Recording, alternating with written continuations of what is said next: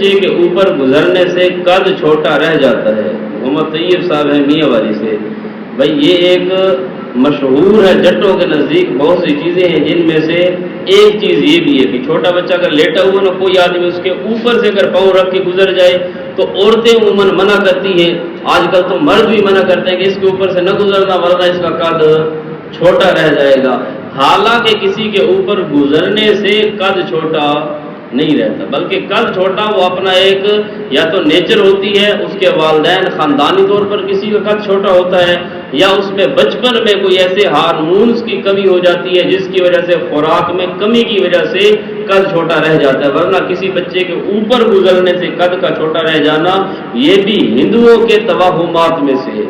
یہ چونکہ ہم لوگ ہندوؤں کے ساتھ رہے ہیں اور کچھ لوگ ہندوستان سے یہاں پر آئے ہیں تو الجنس یمیل الی الجنس ہوتی ہے، خربوزے کو دیکھ کر خربوزہ رنگ پکڑتا ہے، تو ہم ان کے ساتھ چونکہ رہے ہیں تو ان کے اندر یہ چیزیں تھیں۔